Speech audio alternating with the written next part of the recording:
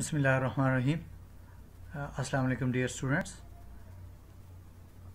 Today we will learn about the free consent, some other essential elements of the contract like free consent, undue influence, coercion, capacity to contract. So before going to start our today's lecture, we will revise the previous lecture. In previous lecture we have learned about the offer, proposal, acceptance and consideration.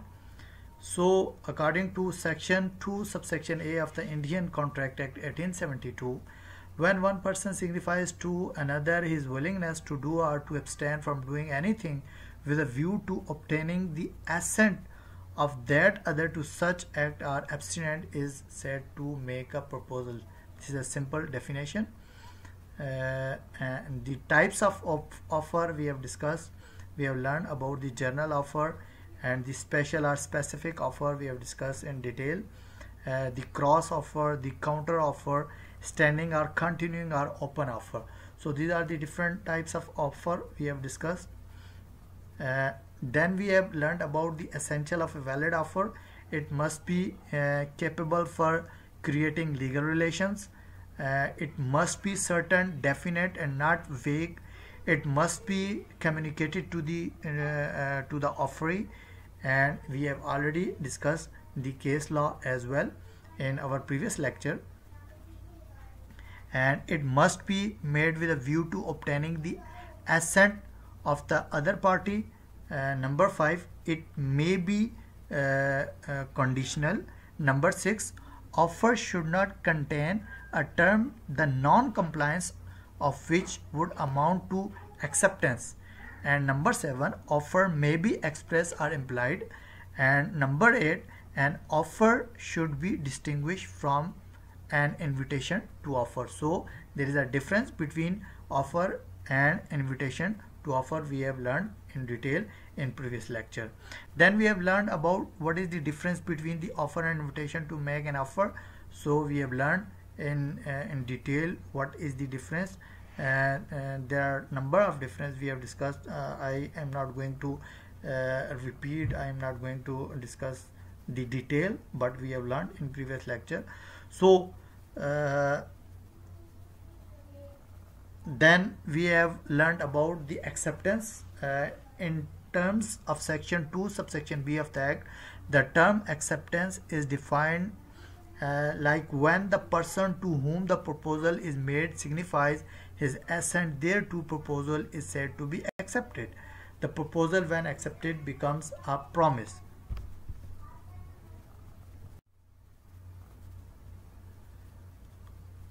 Then we have discussed some legal rules regarding the valid acceptance, like acceptance can be given only by the person to whom offer is made, and number 2, acceptance must be absolute and unqualified.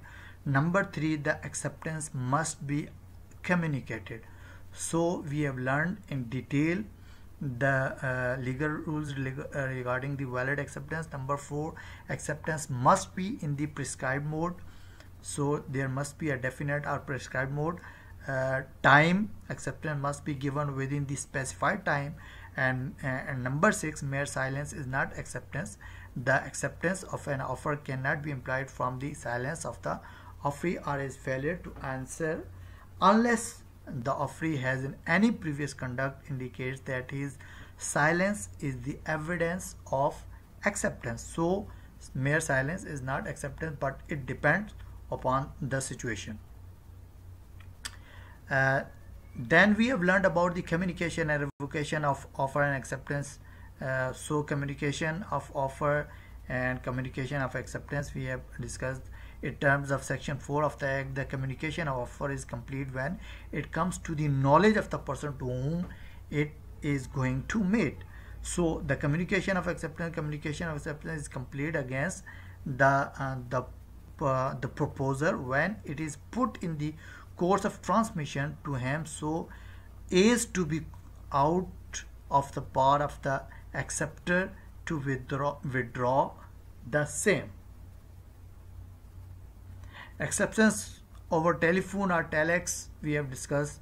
Either it is when what are the rules and regulation when an offer is made to instantaneous communication like telex, like telephone, fax, like email, etc. Contract is only complete when the acceptance is received by the offeree. So revocation, then we have discussed the person who can revoke in terms of section 4. The communication of revocation or proposal of acceptance is complete is against the person who makes it when it put into a course of transmission to the person to whom it is made, so as to be out of the power of the person who makes it, and is against the person to whom it is made when it comes to his knowledge.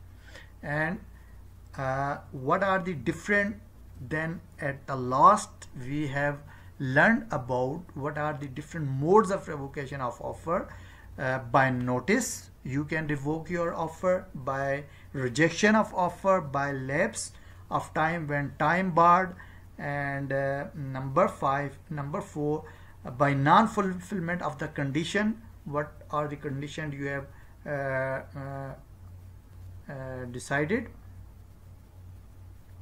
Non-fulfillment. Then we have discussed by the death or insanity, death, and by counter offer, by cross offer, and by the non-acceptance of the offer according to the prescribed or usual mode. And number 9, by subsequent illegality. Then we have learnt about the consideration, the most important thing. Section 2 subsection D have defined consideration follow when at the desire of the promisor, the promisee or any other person has done or established from doing or does or abstains from doing promise or to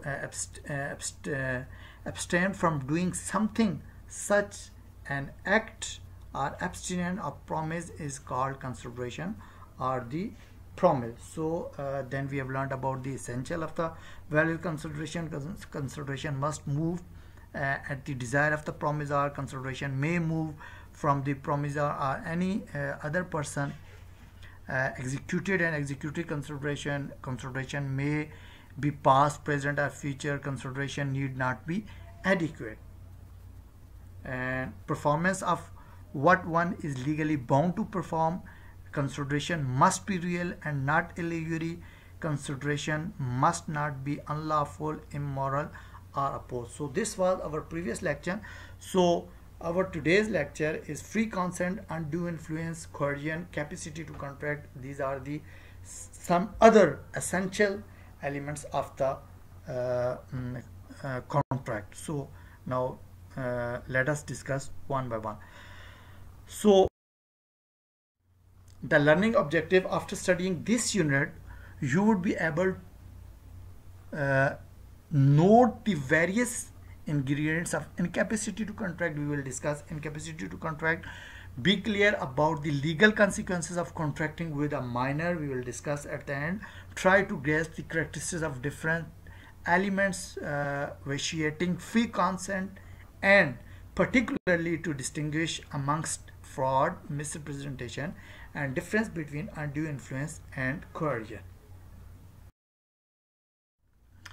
So number 1, free consent. In terms of section 13 of the Act, 2 or more persons are said to have consented when they agree upon the same thing in the same manner. This is referred to as identity of minds or consensus of item. So it is related to the same situation of the same minds with same agreement, with say you can say identity, with same condition, and with the free of everything. Absence of identity of minds would arise when there is an error to the part of the parties regarding number 1, nature of the transaction, or person dealt with, or subject matter of agreement. In such cases there would be no consent. However, cases of fundamental errors have to be distinguished from cases of mutual mistakes. Where the persons refer to a ship of the name in the contract, but each of them had a different ship in mind, though of same name, there is no identity of minds and hence there is no consent. So simple words में अगर मैं इसको explain करना चाहूँ तो एक मतलब अगर आप दो बंदे ए और बी जो है ना वो कॉन्ट्रैक्ट करने जा रहे हों, but both are not on same points, on same situation, on same agreement, so it would not be considered as a contract and it would not be considered as the free or same consent. So in mind, though of same name, there is no identity of mind. जब उनके दरमियान में identity नहीं होगी, जब वो relation नहीं होगा, मतलब ये कि मुत्तफिक नहीं होंगे किसी बात के ऊपर, तो वो कॉन्ट्रैक्ट की जिस शिप के ऊपर सवार होने के लिए जा रहे होंगे तो वो उस कॉन्सेंट को कॉन्सेंट तसव्वुर नहीं किया जाएगा, क्योंकि एक का कोई और ख्याल है एक के माइंड में, दूसरे के माइंड में कोई और। जब दोनों हम ख्याल हों, आसान अल्फाज में हम ख्याल लोगों को जो है ना वो उनकी कॉन्सेंट तस्वर किया जाएगा अंडर द कॉन्ट्रैक्ट लॉ। ठीक है, तो वो कॉन्ट्रैक्ट की जो शिप है उसके ऊपर जब आप सवार होंगे तो दो जब हम ख्याल लोग होंगे तो उनकी कॉन्सेंट को free consent and the same consent would be considered. That there is no contract in the absence of consent was considered in the case of Sundi versus Lindsay. In this case, one Blanchard, in placing order for goods with Sundi, closely imitated the address and signature of another well-known firm known as Blanchard. So here are two different companies. Number one, Blanchard. Number two, Blanchard. So, and company. Sundi sent the goods to Blanchard, but thinking that the order was from Blanchard and company, Blanchard in turn sold the goods to Lindsay. Sundi discovered his mistake, brought a suit against Lindsay for recovery of goods. It was held by the House of Lords that Sundi was under mistake, as he thought he was dealing with the Blanchard and company while he was in fact dealing with the Blanchard. Hence, there was no contract at all valid or voidable because both are not on the same consent or same contract ship, because it was the mistake between the two companies. And it was the mistake on the name of the company, because somebody is thinking that he is dealing with A but he was actually dealing with B. So this is the mistake. This is both are not on the same side, hence there was no contract at all. The agreement was declared as void in the absence of identity of minds or proper consent, because the other company, the other person don't have the consent and you are mistakenly treated not concerned person but mistakenly treated the other person. So the suit was decreed against Lindsay. So this is very simple. The consent referred above must be free consent, as well consent is free when it is not. Your consent will be free when it will be under the influence of, caused by coercion, undue influence, fraud, misrepresentation or mistake. Section 14. So Section 14 of Contract Act 1872, Indian Contract Act, deal with that your consent would be considered as free consent when it will not be the influence by coercion, by undue influence, by fraud, by misrepresentation or mistake. So Section 14 deal with this. When the consent is caused by mistake, the agreement is void, but when caused by other factor is voidable. So we have discussed what is the difference between void and voidable. Void means totally null and void, but voidable means at the option of one party it would become void. So don't forget what is the difference between void and voidable. So let us discuss one by one each of the factor which would should not influence consent. Number one, coercion. Coercion is the committing or threatening to commit any act forbidden by the Pakistan Penal Code, or the unlawful detaining or threatening to detain any property to the prejudice of any person, whether with the intention of causing any person to enter into an agreement. For example, X says to Y, I shall not return the documents of title relating to your wife's property unless you agree to sell your house to me for Rs 5,000. Y says, alright, I shall sell my house to you for Rs 5,000. Do not detain my wife's documents of title. X has employed coercion. उसने उसको दबाव में रखा. ठीक हो गया जी. क्वारियन mean कि जी किसी को आप जो है ना वो दबाव में रखते हैं, प्रेशराइज करना. Coercion mean that you are going to someone, you are going to pressurize someone by criminal way. So X has employed coercion. He cannot therefore enforce the contract. But Y can enforce the contract if he finds the contract to his benefit. So this contract would considered as the voidable. Now this is on the option of Y. Either Y is considering this contract is in the favor of Y, favor of his, or favor of X. if अगर वो ये समझता है, Y ये समझता है कि जी चलो सही, अगर मैंने 5,000 रुपये में इसको बेच भी दिया तो फिर भी मुझे बेनिफिट है, क्योंकि वाइफ की प्रॉपर्टी के डॉक्यूमेंट्स हो सकता है कि जी ज़्यादा कीमत के हो, और उसने इस कंसिडर को, इस कॉन्ट्रैक्ट को एक्सेप्ट कर लिया, तो then it would be a legal और valid contract. But it is under the coercion. It depends upon Y कि जी वाई अगर ये जो है ना वो उसको जो है ना वो ये समझे कि जी नहीं ये दबाव में मुझसे ये काम करवाया गया, तो then it would be considered as the voidable. An agreement induced by coercion is voidable and not void. That means it can be enforced by the party coerced but not by the party using coercion. It is immaterial whether the Pakistan Penal Code is or is not in force at the place where the coercion is employed. ठीक है जी. तो Pakistan penal code वो मतलब ये कि जिसके अंदर सज़ाएं जो है ना वो लिखी गई हैं कि जी जो है ना वो पीनल कोड है. ठीक है जी. आपको पेनल्टीज़ जो है ना वो दी जाती हैं. तो पाकिस्तान पीनल कोड के अंदर किस मतलब ये कि जी जो है ना वो क्राइम के तहत किस जुर्म पे कौन कौन सी सज़ा दी जाती है वो मैंशन होती हैं. ठीक है. तो बिल्कुल इसी तरह से जो है ना वो हर कंट्रीज़ के अंदर होती हैं. लाइक इंडियन के अंदर Indian penal code, like different countries. ठीक है.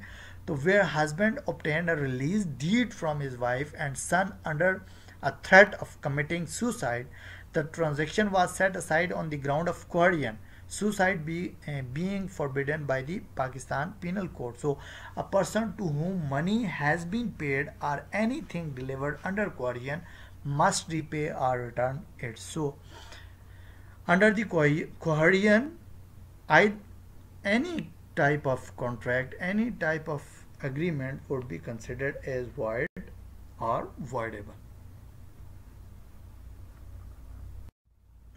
Undue influence. Number 2, undue influence. Section 16. A contract is said to be induced by undue influence where the relations subsisting between the parties are such that one of the parties in a position to dominate the will of the other and uses that position to obtain an unfair advantage of the other. A person is deemed to be in a position to dominate the will of the other when he holds authority, real or apparent, over the other, or when he stands in a fiduciary relation to others. So fiduciary relation mean any type of administrative relationship, like you can say trustee, or like you can say commissioner, like you can say Nazim, Zilla Nazim, district Nazim, administrator, or MNAs or MPAs, or any type of officer who is using his authority as an undue influence to say someone to do like this and this, and for his benefits or for any other person benefit. The essential ingredients of undue influence are: one of the parties dominates the will of the other. ठीक है जी, जो किसी दूसरे की will को dominate करे और उसको मतलब ये कि जी जो है वो उसको प्रेशराइज करे,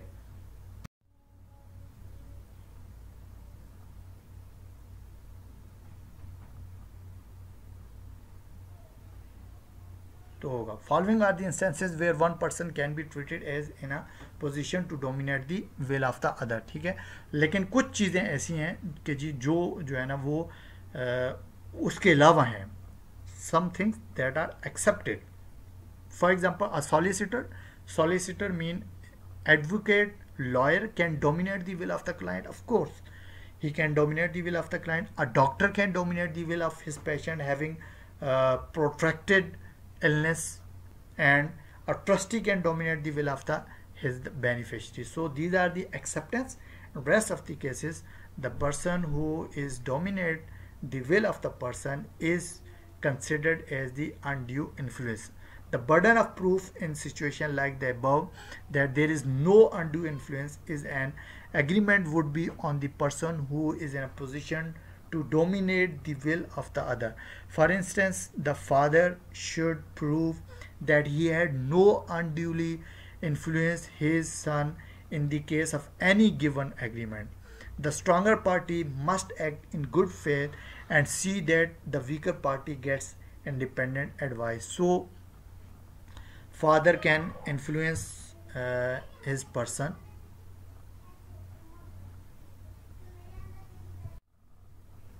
सो अगर फादर इस तरह से जो है ना वो करता है, या स्ट्रॉन्गर पार्टी जो है ना वो क्या कहते हैं, उनकी जो है ना वो सोच ये है कि जी जो है वो क्या जी जो है ना दूसरी पार्टी को जो है ना वो बेनिफिट हो, तो फिर जो है ना वो अनड्यू इन्फ्लुएंस के अंदर नहीं आएगा। इसी तरह से ऊपर हमने जो डिस्कस किया जिसमें लॉयर हो गया, डॉक्टर हो गया, अब जाहिर है किसी बंदे की बीमारी जो है ना ऐसी है तो फिर उसको जो है ना वो डोमिनेट कर सकता है डॉक्टर, सही है, लॉयर जो है ना डोमिनेट कर, ट्रस्टी जो है ना वो डोमिनेट कर सकता है अपने बेनिफिशियरी को। तो these are the acceptance, but rest of the cases any person like either he is dictator, either MNA, MPA, either commissioner, MPs, तो there are number of cases हमारे सामने जो है ना वो मौजूद हैं एग्जांपल्स हमारे पाकिस्तान के अंदर, अदर कंट्रीज के अंदर के लोग अपना जो है ना वो नाजायज़ असर रसूख इस्तेमाल करके चौधरी हो गए, वडेरे हो गए, जो है ना वो लोगों से जो है ना वो गलत काम करवाते हैं, उनको मजबूर करते हैं कि जी आप ये जो है ना वो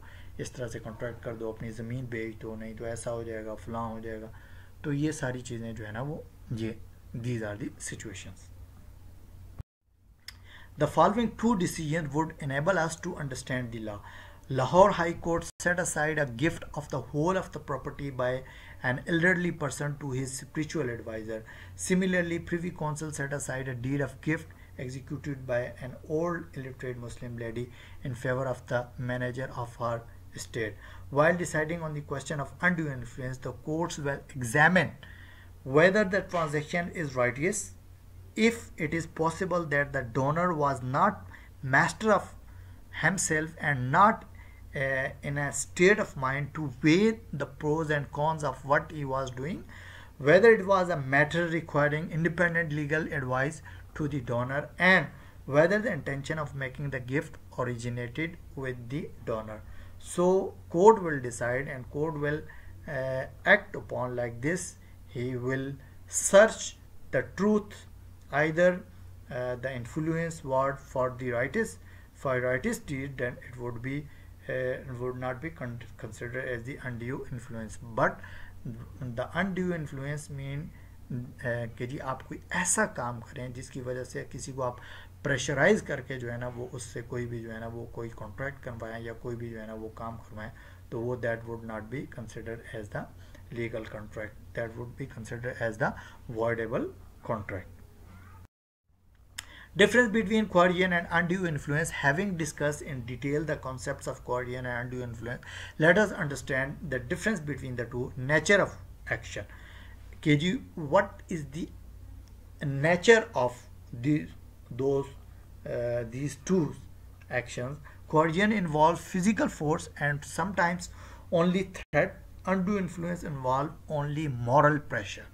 So this is uh, the difference. You can see involvement of criminal action. Coercion involves committing or threatening to commit any act prohibited or forbidden by law, or detention or threatening to detain a person or property. In undue influence, there is no such illegal act involved. So as discussed above, in above lines, nature of action, undue influence involve only moral pressure. So when you are going to morally pressurize someone, so it would not be the law will not be acted upon this. But as far as concerned about the threatening or committing any prohibited or forbidden by law, and detention or threatening to detain a person or property, so that would be criminal act, and the law will be acted on this. Relationship between parties in coercion, there need not be any relationship between parties, whereas in undue influence there must be some kind of relationship between parties which enables to exercise undue influence over the other. So it depends upon relations. Exercise by whom coercion need not proceed from the promisor. It also need not be directed against the promisee. Undue influence is always exercised by one on the other, both of whom are parties to a contract. So simple difference. Enforceability, where there is a coercion, the contract is voidable. Where there is undue influence, the contract is voidable, or court may set it aside or enforce it in a modified form. So Korean की form के अंदर वो totally जो है ना वो voidable होगा, but in the case of undue influence, so now the court will decide. Position of benefits received in case of coercion, where the contract is rescinded by the aggrieved party, any benefit received has to be restored back. In the case of undue influence, the court has discretion to pass order for return of any such benefit or not to give any such direction. So in the case of coercion, the benefit would be restored back, but in the case of undue influence, it depends upon the courts whether the court will decide either the benefit would receive back or not. Fraud. In terms of section 17 of the Act, fraud means and includes any of the following act committed by a party to a contract or with his convenience or by his agent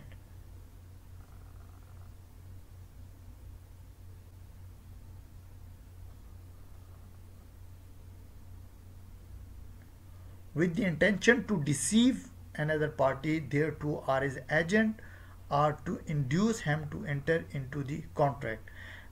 The suggestion is to act of that which is not true by one who does not believe it to be true. So fraud mean fraud, जब आप किसी को जो है ना कोई ऐसी चीज़ बता रहे हो कि जी जो है ना वो ठीक ना हो, तो that is called fraud. Simple. Number 2, the active concealment of fact simply means that you are concealing the fact, you are hiding the fact by one having knowledge or belief of the fact. Somebody is trusting on you, but you are concealing the fact, you are hiding the fact, and you are so a promise made without any intention or performing it, any other act ficted to deceive, कोई भी मतलब ये कि जी ऐसा काम मतलब ये कि जो धोखे के अंदर जो है ना वो आ जाता है, उसको जो है ना डिसीवनेस के अंदर आ जाता है, उसको भी हम फ्रॉड में कंसिडर करेंगे. एनी सच एक्ट और omission is to law specially declare to be fraudulent. So number 5 में मतलब ये कि जी कोई लॉ ने किसी चीज़ को मतलब ये कि जी जो है ना वो डिक्लेयर कर दिया कि जी वो फ्रॉडुलेंट है, तो then it would also lie in the definition of fraud as well. It is important to note that fraud that results in a contract alone is covered by section 17 of the act. If there is a fraud but it does not result in a contract, it would not fall within the purview of the act. So the following can be taken as illustration of fraud. A director of a company issues prospectus containing misstatement. Knowing fully well about such misstatement, it was held any person who had purchased shares on the faith of such misstatement can repudiate the contract on the ground of fraud. So जब उसको पता चल जाए तो वो अपने contract को back कर सकता है, रिपुडिएट कर सकता है कि जी ये जो है ना वो कि जी इसके अंदर जो स्टेटमेंट थी वो गलत थी, ठीक है जी, यो misstatement. Number 2, B discovered an ore mine, ore mean minerals mine, in the state of A. He conceals the mine and the information about the mine. A, in ignorance, agrees to sell the state to B at a price that is grossly undervalued. The contract would be voidable of the option of A on the ground of fraud. ठीक है जी. अब जाहिर है मतलब ये कि जी जो है ना वो B को जो है ना वो उसको माइन मिल गई और उसने फिर ए को कहा कि जी आप अपनी ज़मीन को मुझके ऊपर मेरे ऊपर जो है ना वो बेच दें. लेकिन ज़ाहिर है माइन मिनरल्स माइन कहीं से निकल जाए तो फिर उसकी तो वैल्यू जो है ना ज़्यादा होती है. अब बी जो है ना वो उससे ज़मीन को जो है ना वो अंडर वैल्यू में जो है ना वो ले लेता है, आम सी कीमत में ख़रीद लेता है. तो now it would be voidable on the option of A. ठीक है जी. The contract would be voidable of the option of A on the ground of fraud. ठीक है जी. तो वो उसकी ऑप्शन पे जब उसको पता चलेगा कि भाई जो है ना उसकी ज़मीन से जो है ना वो क्या कहते हैं कि जी जो है वो तो वहाँ पर माइन मौजूद थी और उसने मुझे जो है ना फ्रॉड करके मुझसे ये ज़मीन ले लिए, तो वो उसको मतलब ये कि जी वॉइड करार देगा through court. Buying goods with the intention of not paying the price is an act of fraud as well. It will be interesting to know that not only Contract Act but also other acts have specifically declared certain acts and omission as fraud. A seller of a property should disclose any material defect in the property. Concealing the information would be an act of fraud. Any other act committed to advise is fraud. So जो है ना जब भी आप कोई चीज़ जो है ना वो बेच रहे हो, तो जो आप अपनी गाड़ी को बेच रहे हो, when you are going to sell out your car, you going to sell out your property और anything else, your watch, your laptop, your furniture, you should tell the defects of your property or things. किसी भी चीज़ को आप conceal करेंगे तो it would lie under the definition of fraud. Like लोग जो है ना वो जानवर को आजकल जो है ना वो कुर्बानी के दिन है, तो कुर्बानी के दिनों में लोग जो है ना वो क्या करते हैं कि जी जानवर, अब जो जिस जानवर के अंदर कोई भी खामी हो कि जी जो है ना वो उसका सींग टूटा हुआ है, उसको कोई बीमारी है, वो लंगड़ा है, या उसके अंदर और कोई डिफेक्ट है, या ये कि जी उसकी एज पूरी नहीं है, तो आप उसको जो है ना वो फ्रॉडुलेंटली जो है ना वो कंसील करके आप उसके डिफेक्ट्स को जो है ना वो आप बेच देते हैं. तो it would B lie on the option of other person. Voidable contract है कि जी उसको जो है ना वो बाय बैक करे और जो है ना वो उसको नल एंड वॉइड करार दे दे. तो these are the simple illustrations. Misrepresentation. Section 18. Misrepresentation does not involve deception but is only an assertion of something by a person which is not true, though he believes it to be true. Misrepresentation could arise because of innocence of the person making it or because he lacks sufficient or reasonable ground to make it. A contract which is hit by misrepresentation can be avoided by the person who has been misled.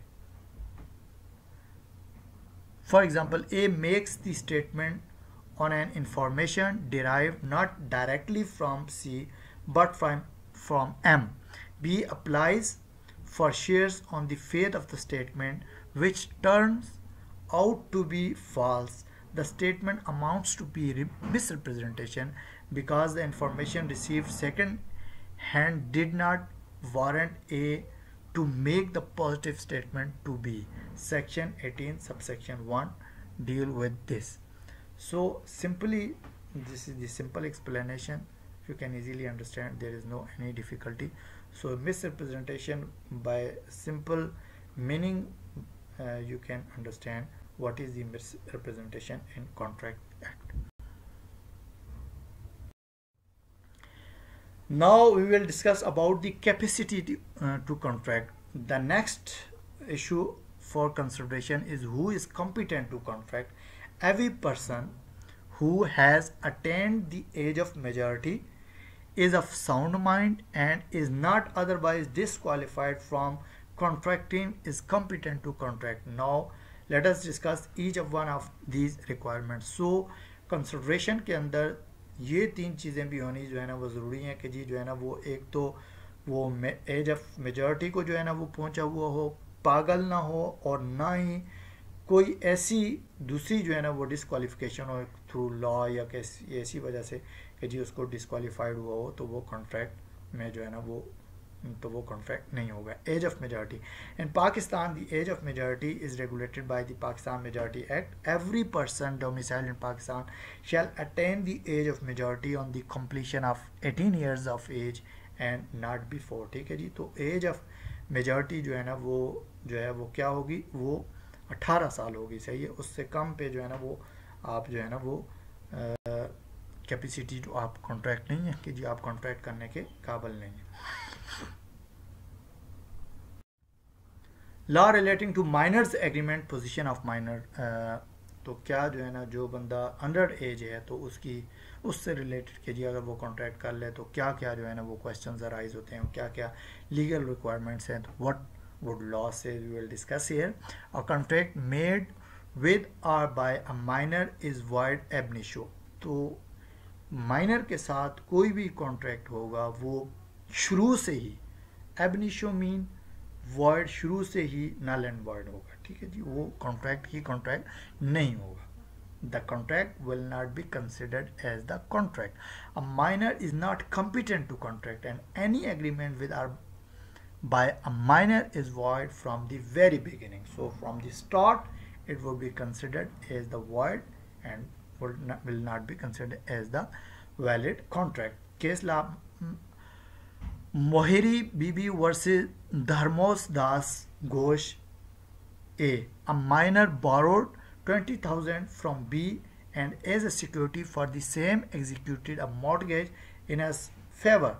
He became a major a few months later and led a suit for the declaration that the mortgage executed by him during his minority was void and should be cancelled. It was held that a mortgage by a minor was void and B was not entitled to repayment of money. So simply, this is the simple explanation. There is no need to explain further. No ratification after attaining majority. A minor cannot ratify the agreement on attaining majority as the original agreement is void ab initio and a void agreement can never be ratified. अगर आपने जो है ना वो minority के दौरान बचपने में कोई जो है ना वो एग्रीमेंट किया और बाद में मेजॉरिटी को जो है ना वो आप बाले हो गए और अब आपने जो है 18 साल के हो गए और बाद में आप उसको रेटिफाई करना चाहें तो वो एक्चुअल में एट द स्टार्ट ही वो कॉन्ट्रैक्ट ही नहीं होगा, तो आप उसको रेटिफाई नहीं कर सकते हैं. Minor can be a beneficiary though a minor is not competent to contract. Nothing in the contract act prevents him from making the other party bound to the minor. Thus a minor cannot become partner in a partnership firm. However, he may with the consent of all the partners be admitted to the benefits of the partnership. ठीक है जी. तो वो अगरचे वो contract में मतलब ये कि जी पार्टनर भी नहीं हो सकता, कॉन्ट्रैक्ट में पार्टी भी नहीं हो सकता, लेकिन सबकी कॉन्सेंट के साथ आप उसको बेनिफिट जो है ना वो दे सकते हैं. ठीक है जी. A minor can always plead minority. A minor can always plead minority and is not stop to do so even where he has taken any loan or entered into any contract by falsely representing that he was major. Rule of estoppel cannot be applied against a minor. It means he can be allowed to plead his minority and defense. So now what is estoppel? Estoppel simply means you can say impediment which prevents a party from denying an action which they have committed. So estoppel is a judicial device in common law legal system whereby a court may prevent or stop a person from making assertions or from going back on his or her word. The person being sanctioned is stopped. Estoppel may prevent someone from bringing a particular claim. Legal doctrines of estoppel are based in both common law and equity. It is also a concept in international law as well. So simply estoppel means this. Liability of necessaries. A claim for necessaries supplied to a minor is enforceable by law, but there is no personal liability of the minor, but only his property is liable.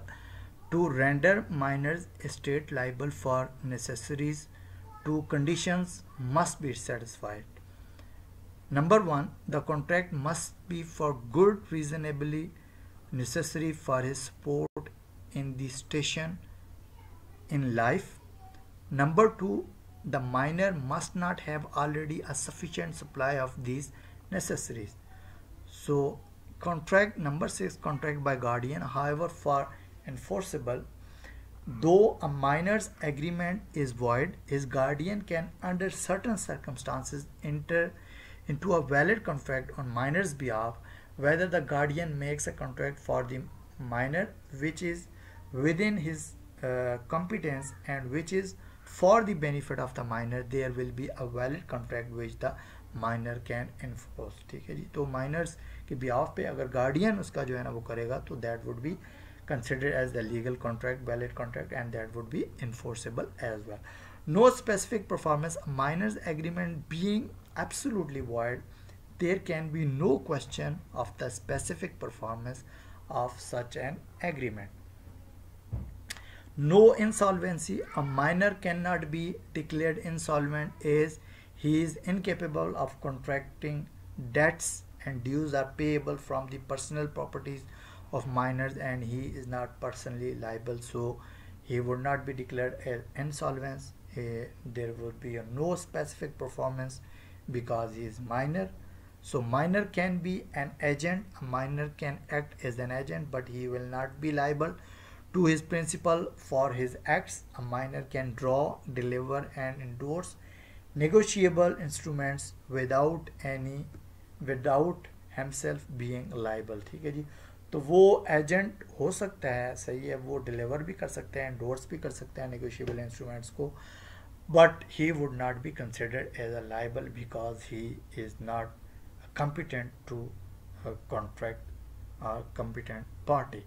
Number 10, liability to torts. A tort is a civil wrong. A minor is liable to tort unless the tort and really is a breach of contract. ठीक है जी, tort का मतलब ये होता है कि जी आप किसी की जो है ना वो हक तलफी जो है ना वो कर रहे हो, मिसाल के तौर पे कि जी उसको जो है ना वो सिविल रॉन्ग जो है ना वो कहा जाता है। आसान अल्फाज में आप जो है ना वो एक बंदे का घर बना हुआ है और आप उसका जो है ना वो आप उसके घर के सामने जो है ना वो घर बना रहे हैं और आप इस तरह से घर बना रहे हैं कि जी उसकी प्राइवेसी ब्रीच हो रही है, या ये कि जी जो है ना वो उसके रोशनी जो है ना वो उसकी घर की जो है ना वो बिल्कुल ख़त्म हो गई है, तो these are considered as the civil wrong. So this is very simple and everything. So that's it for today. Thank you very much.